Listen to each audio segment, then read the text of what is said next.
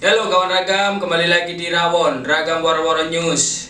Ya, kali ini kita akan membahas tentang sekolah daring. Sekolah daring yang merepotkan seluruh orang tua di Indonesia khususnya, dan seluruh mahasiswa yang ada di Indonesia khususnya. SPP yang tetap bayar meskipun sekolah daring, dan kuota yang tidak ada ujungnya dari universitas masing-masing, dan seluruh orang tua wali murid yang merasa terepotkan akan hal itu, yang orang tuanya yang belajar bukan muridnya. Kali ini kita sudah menyiapkan berita-berita dan narasumber-narasumber untuk berbagi perspektif atau pendapatnya tentang kuliah daring. Tim kami telah mengulik dari sosial media platform secara online dan mencari dan memilah-milah. Ada sebuah kritikan yang menarik dari seorang mahasiswa atau mahasiswi. Ia beranggapan bahwa perkuliahan akan tetap seperti kelas biasa yang dilakukan secara daring. Tapi ternyata dosen cuma mengirim materi, absen, tanya jawab, dan ngasih tugas yang nggak tanggung-tanggung. Ini sangat memberatkan mahasiswa. Selain itu, ia mengeluhkan juga perihal kuota internet yang lebih cepat habis dari seperti biasanya. Ia mengeluhkan tentang aplikasi Classroom. Aplikasi Classroom yang dipakai dari jurusan belum menggunakan Zoom untuk tatap muka. Kalau kami punya pertanyaan, kadang kami tidak bisa bertanya. Grup WhatsApp dibuat hanya untuk absensi. Absennya sudah diisi, tapi ilmunya tidak dapat. Saya rasa rugi. Sekali lagi mengingat uang kuliah tunggal atau UKT yang saya dapatkan juga. Namanya Mas? Ya, perkenalkan, nama saya Maulana Thomas. Saya mahasiswa manajemen yang sedang berkuliah di Kota Malang. Saya Rama, sebagai seorang mahasiswa saya di salah satu universitas di Surabaya. Nama saya Rinaldi Rizal Giovanni. Saya salah satu mahasiswa dari kampus yang ada di Surabaya. Kuliah daring. Pernah kepikiran gitu maksudnya? Iya. Ya, sebelumnya sih nggak pernah kepikiran ya. Kan kita nggak tahu ini wabahnya itu nggak bisa prediksi gitu loh. Kita nggak pernah tahu kalau ada bencana macam ini. Jadi nggak pernah kepikiran kalau ada kuliah daring gitu. Jadi rasanya kaget kalau ada kuliah daring itu. Kebiasaan offline lah. Jadi lebih ke shock terapi Mas ya? Iya, perlu adaptasi lagi. Perlu menyesuaikan sehari-hari gitu. Rasanya pertama kali melakukan kuliah daring, ada rasa kagok atau gimana? Ya jelas ini Mas. Yang pertama kan bingung.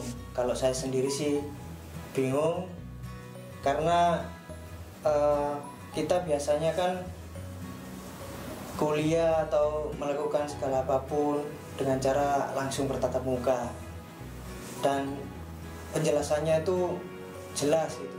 Kalau misalkan kita melalui online, melalui daring itu kan ada noise-nya gitu Mas. Kadang sinyal ya sinyalnya buruk, kadang nyendat-nyendat. Nah, itu yang akan menjadi tantangan bagi kita sebagai mahasiswa maupun pelajar-pelajar yang lain. Kurang gitu Mas. Pengen tanya tapi kayak suara aku nggak tersampai karena sinyalnya itu nge-lag. Kalau dosen ngeluarin ngasih materi itu kadang ya nggak kedengaran, kurang jelas gitu. Jadi materi yang saya dapatkan itu kurang seutuhnya yang saya dapat itu Mas. Jadi ya bisa jadi salah paham lah. Salah paham. Itu tadi dukanya. Kalau sukanya melakukan kuliah daring Mas, Wah, bisa diperjelaskan. kalau sukanya sih yang paling tak suka Mas. Iya. Ketika waktu itu kan daring ujian. Nah, ketika daring ujian ini Mas, jawaban itu seperti mondar mandir Mas. Dari sini dapat, dari sana dapat. Jadi enak lah. Itu dari sisi jadi lebih termudahkan. Jadi kita punya jawaban, referensi jawaban dari teman-temannya. Pelajar realistis Mas. Ya, ada nggak hal-hal yang bikin terkesan atau lucu dari sekolah daring itu? Kalau menurutku sih ya lucu itu kayak gimana ya, kayak itu loh. Kadang kan dosen mewajibkan kita itu pakai berkeras sih. Iya. Kadang kita kan kalau kuliah kan males sih kuliah daring itu, pagi-pagi pakai kaos oblong biasa, terus tiba-tiba disuruh nyalain kan. Kalau kita agak nyala-nyalain kan dipikir kita masih tidur, dipikir anak-anak. Terus sama satu lagi kayak itu, biasanya kan kalau cowok-cowok ya realistis ya. Kadang itu kepin yang cantik-cantik gitu loh. gak denger apa itu, gak denger dosen-dosennya ngepin yang cantik-cantik, nanti ngechat temen, lihat ini cok gitu loh. Jadi menurutku sih itu yang lucu dari daring. Setuju nggak Mas, kuliah daring ini ditetapkan sebagai permanen? Kalau saya sendiri nggak setuju Mas, karena ya itu tadi yang pertama saya jelaskan, Kan bisa memudahkan Mas, tinggal absen tidur lagi. enggak lah. Jadi kita tidak bisa bertatap muka secara langsung, harus melalui online, dan itu ada gangguan-gangguan yang lainnya. Jadi lebih enaknya kita langsung berbicara, konsultasi dan lain sebagainya. Gitu Mas. Jadi nggak setuju ya? Tidak setuju. Jika Mas buka sosial media lah, sosial media banyak anak kecil yang naik gunung mencari sinyal dan segala macamnya, ibu-ibu yang repot, anak minta HP baru karena sekolah daring ini. Gimana pendapat Mas tentang hal tersebut? Wah, Tentang kuliah daring dan mahasiswa yang kuotanya itu sih memang salah satu kekurangan dari sistem kita sih Mas. Kayak sinyal gitu Mas. Kan nggak semua daerah di Indonesia tuh sinyalnya full semua. Nah, aku sebenarnya kasihan sama, sempet dulu tuh ada berita itu mahasiswa terus dia itu meninggal karena dia itu nyari sinyal di atas genteng itu buat perkuliahan, terus dia itu sampai jatuh dan meninggal Mas. Itu miris banget sih Mas. Jadi hal-hal tersebut bisa diperbagus lagi ya jika sekolah daring akan ditetapkan secara permanen. Ya mungkin kayak sinyalnya itu dimeratakan semuanya dulu aja Mas.